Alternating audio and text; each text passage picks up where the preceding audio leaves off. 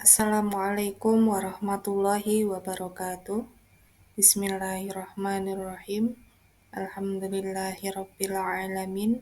Wassalatu wassalamu ala asrofil anbiya'i wal mursalin Sayyidina Muhammadin wa ala alihi wa ashabihi ajma'in. Amma ba'du. Di sini saya akan menyampaikan materi pendidikan agama Islam dan budi pekerti SMK kelas 10 fase E, yaitu pada bab 8 menghindari akhlak mazmumah dan membiasakan akhlak mahmudah agar hidup lebih nyaman dan berkah.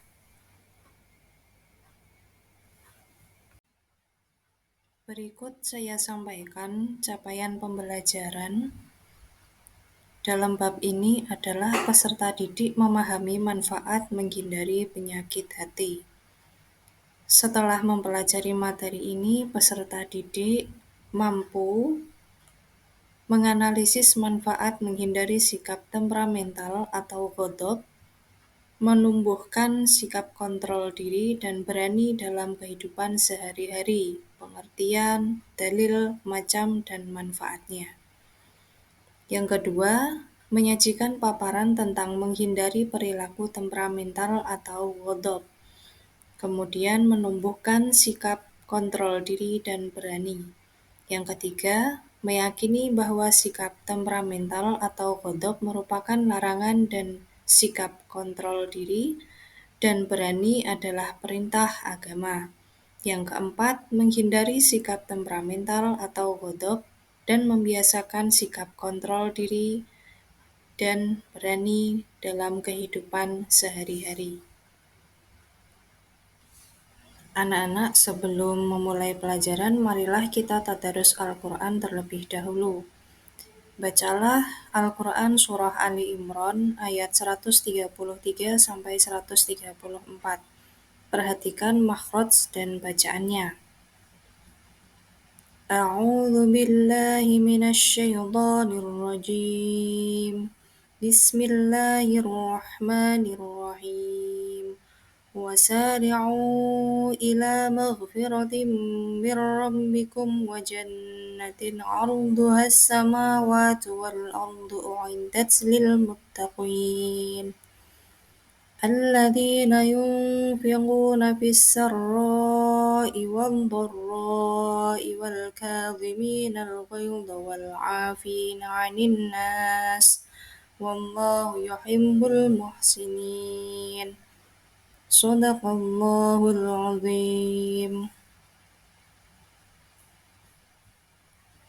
Yang artinya, dan bersegeralah kamu mencari ampunan dari Tuhanmu dan mendapatkan surga yang luasnya seluas langit dan bumi, yang disediakan bagi orang-orang yang bertakwa, yaitu orang yang berinfak baik di waktu lapang maupun sempit, dan orang-orang yang menahan amarahnya dan memaafkan kesalahan orang lain, dan Allah Subhanahu wa Ta'ala mencintai orang yang berbuat kebaikan.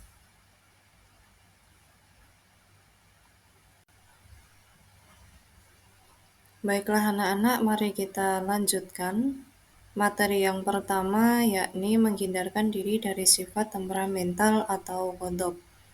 Definisi dari sifat temperamental atau ghadab yaitu temperamental disebut juga sifat mudah marah.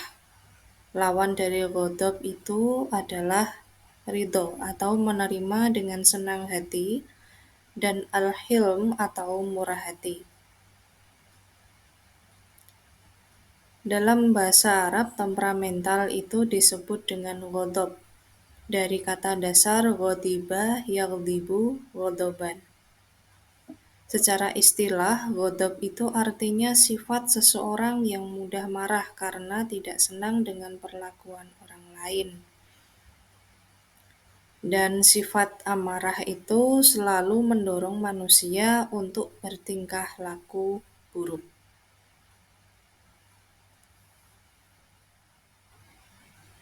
Berikut beberapa definisi menurut Sayyid Muhammad Nuh dalam kitab Afatun ala At-Thariq. Marah adalah perubahan emosional yang menimbulkan penyerangan dan penyiksaan, guna melampiaskan dan mengobati apa yang ada di dalam hati. Dalam perspektif ilmu tasawuf, Imam Nawawi menyebutkan bahwa marah adalah tekanan nafsu dari hati yang mengalirkan darah pada bagian wajah yang mengakibatkan kebencian kepada seseorang. Kemudian menurut Imam Al-Ghazali menyatakan bahwa orang yang bersabar adalah orang yang sanggup bertahan menghadapi rasa sakit serta sanggup memikul beban atas sesuatu yang tidak disukainya. Rasulullah bersabda, An Abi Hurairah radhiyallahu anhu anna Rasulullah sallallahu alaihi wasallam qala laisa syadidu bisur'ati innamas syadidul ladzi yamliku nafsahu 'indal ghadab, muttafaqun alaihi, yang artinya dari Abu Hurairah radhiyallahu anhu bahwa Rasulullah shallallahu alaihi wasallam bersabda, orang yang kuat bukanlah orang yang menang dalam berkelahi, namun orang yang kuat adalah orang yang mampu menguasai dirinya ketika ia sedang marah. Hadis riwayat Bukhari dan Muslim. Kemudian kita lanjutkan, yang kedua adalah penyebab sifat temperamental atau ghadab. Yang pertama ada faktor fisik atau jasmaniah ya.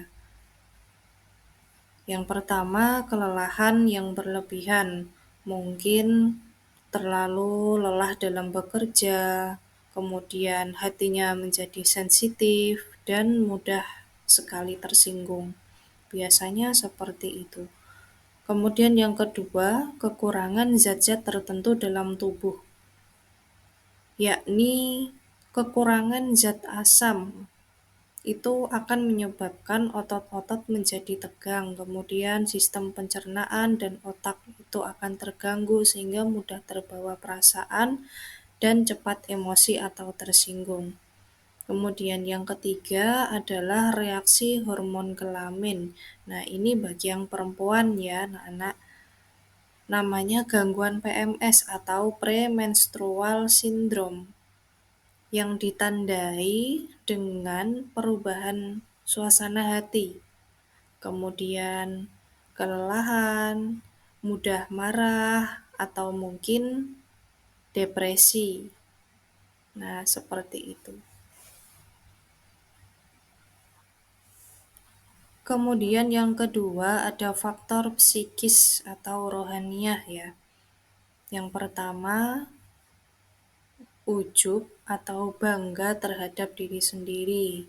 Kemudian yang kedua, perdebatan atau perselisihan. Nah, seperti contohnya adu argumen antara satu pihak dengan pihak yang lain untuk memutuskan atau mendiskusikan tentang sebuah perbedaan. Yang ketiga, senda gurau yang berlebihan dan melampaui batas. Jadi jangan sampai nggih anak-anak kalian bersenda gurau yang terlewat batas. Nanti ujung-ujungnya malah tawuran. Itu jangan sampai seperti itu. Kemudian yang keempat adalah ucapan yang keji dan tidak sopan. Berupa apa? Berupa celaan, hinaan, umpatan, perkataan yang menyakiti hati orang lain. Makanya kita harus hati-hati ya dalam mengungkapkan kata-kata atau mungkin senda gurau juga itu aja. Senda gurau itu kalau berlebihan seperti itu aja, kita nggak tahu perasaan atau hati seseorang itu keadaannya seperti apa. Kemudian yang kelima adalah permusuhan kepada orang lain. Jadi jangan sampai kita saling memusuhi nggih. Upayakan untuk berdamai. Seperti itu. Selanjutnya, tingkatan sifat temperamental atau ghadab dalam kehidupan. Tingkatan sifat temperamental itu ada 3 ya. Yang pertama, golongan marah berlebihan atau ifrat, yakni golongan yang sulit dalam mengendalikan sifat pemarah. Nah, berlebihan sampai kehilangan kendali akal sehatnya. Tandanya apa? Tandanya sering berteriak, marah-marah, membentak, ngomong kasar, dan bahkan terjadi pemukulan hingga pembunuhan. Yang kedua adalah golongan yang tidak memiliki sifat marah atau tafrid, yakni golongan yang tidak bisa marah atau kebalikannya dari ifrat. Yang ketiga adalah golongan yang mampu berlaku adil dan proporsional atau i'tidal. Nah, golongan ini adalah golongan yang moderat yang berada di antara ifrat dan tafrid. Mereka akan marah pada saat tertentu, tapi marahnya karena Allah. Selanjutnya adalah cara menghindari sifat temperamental atau ghadab. Yang pertama, kita membaca ta'awud. Ta'awud itu apa, anak-anak? Ta'awud itu bacaan A'udzu billahi minasyaitonir rajim. Nah, itu bacaan ta'awud. Kemudian yang kedua adalah merubah posisi duduk. Nah, ketika kita sedang marah dalam keadaan berdiri, maka kita posisinya harus diganti. Diganti apa? Duduk. Kalaupun duduk masih marah, kita berbaring. Kalau berbaring masih marah, kita wudhu. Kalau wudhu kok masih marah, wah berarti minta diruqyah ya. Kemudian yang ketiga adalah diam atau tidak berbicara. Jadi kalau mau marah itu jangan dieksplor dulu, tapi diam. Yang pertama kita diam dulu, diam, tidak usah berbicara. Udah diam aja.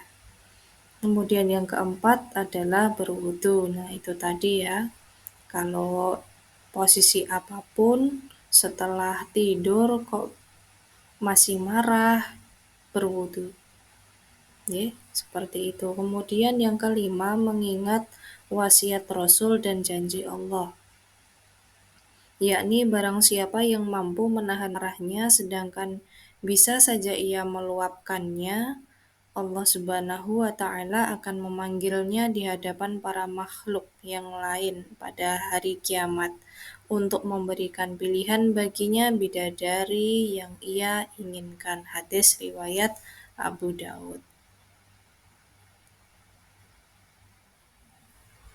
Selanjutnya adalah manfaat menghindari sifat temperamental, yakni yang pertama menghindari kebencian dan permusuhan. Jadi kita tidak perlu ya saling membenci, kemudian saling memusuhi. Kalaupun kita benci dan memusuhi berarti kita belum merasakan manfaat dari menghindari sifat temperamental atau ghadab. Kemudian yang kedua membawa kebahagiaan. Hidup seseorang itu akan tentram ketika bebas dari sifat temperamental atau marah-marah. Yang ketiga adalah mendapatkan pahala yang besar dari Allah. Berupa apa, anak-anak? Berupa surga yang luasnya bak langit dan bumi. Selanjutnya, membiasakan perilaku kontrol diri. Yang pertama, yakni definisi kontrol diri. Kontrol diri itu disebut dengan mujahadah an-nafs, yakni upaya sungguh-sungguh untuk mengendalikan diri atau menahan nafsu yang melanggar hukum-hukum Allah. Lawan kata dari mujahadah an-nafs adalah ittiba'ul atau mengikuti hawa nafsu.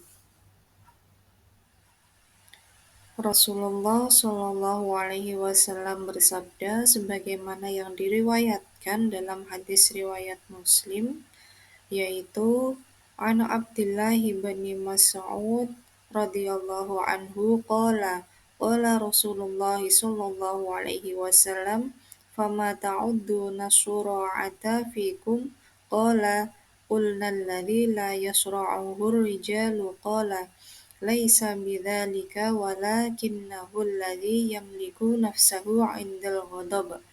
Rawahu Muslim.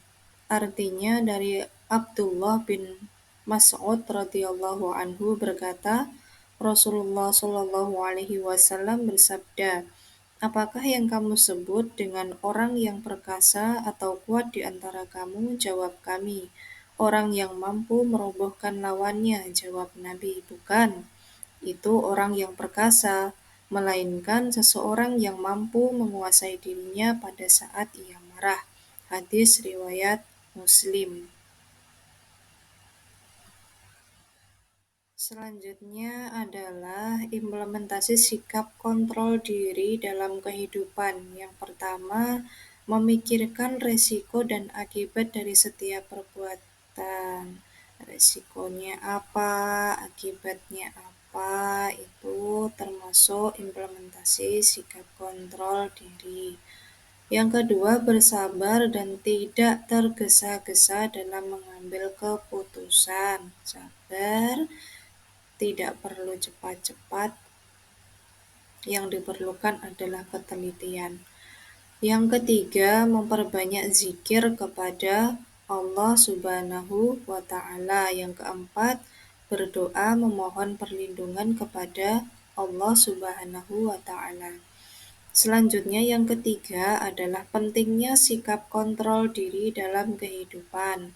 Yang pertama, menjaga kehormatan diri. Yang kedua, terhindar dari perilaku yang dapat merugikan orang lain. Yang ketiga, menyelesaikan segala persoalan dengan pikiran yang jernih. Yang keempat, menjadi inspirasi dan teladan bagi orang lain. Hikmah dan manfaat perilaku sikap kontrol diri. Yang pertama, yakni mampu menahan emosi dengan baik. Yang kedua, terhindar dari sifat rakus, serakah, dan tamak. Yang ketiga, terhindar dari kesalahpahaman yang tidak diperlukan. Yang keempat, sabar dalam menghadapi musibah dan cobaan dari Allah Subhanahu wa Ta'ala. Yang kelima adalah mampu bergaul dan bersosialisasi dengan baik di masyarakat. Nah, kelima itu tadi adalah hikmah dan manfaat perilaku sikap kontrol diri. Materi yang ketiga yakni membiasakan perilaku berani membela kebenaran. Yang pertama, kita membahas definisi dari berani membela kebenaran atau syaja'ah ya. Kalau dalam bahasa Arab itu syaja'ah, yang artinya itu berani atau gagah. Kalau menurut istilah, syaja'ah itu artinya keteguhan hati, kekuatan pendirian untuk membela kebenaran dengan cara yang kesatria dan terpuji. Lawan dari syaja'ah adalah jubun, yang artinya penakut, lemah, dan pengecut. Nah, jadi syaja'ah ini merupakan suasana batiniah seseorang untuk direalisasikan dalam sikap lahiriah untuk berani mengambil tindakan atau keputusan dengan penuh keyakinan dan siap dengan segala resikonya.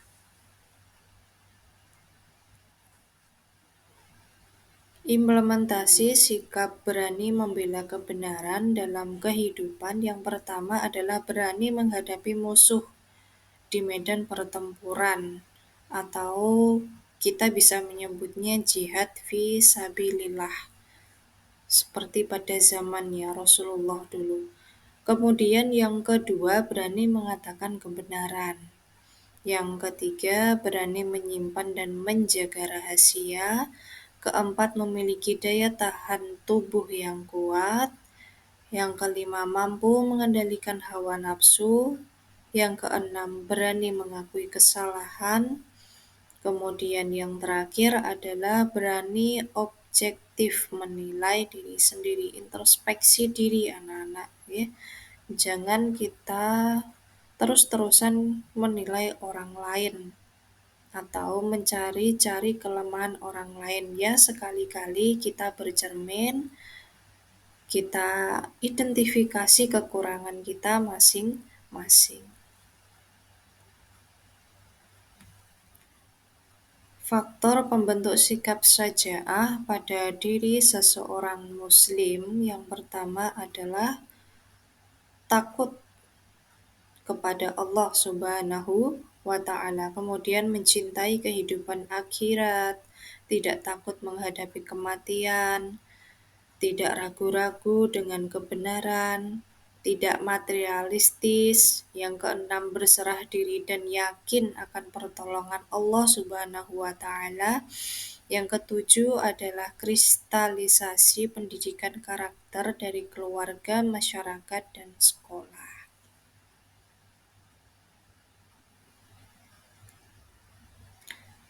Materi terakhir yakni hikmah dan manfaat sikap berani membela kebenaran dalam kehidupan. Yang pertama adalah manfaat bagi diri sendiri. Seorang mukmin yang memiliki sifat syaja'ah akan memiliki kualitas mental dan bersikap dewasa dalam menghadapi segala persoalan dan permasalahan. Yang kedua adalah manfaat bagi keluarga.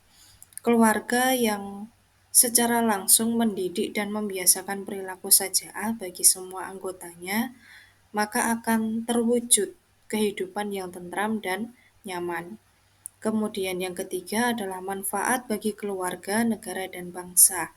Bangsa yang besar akan terwujud jika masyarakatnya terbiasa dan memiliki budaya berani atau syaja'ah dalam setiap langkahnya.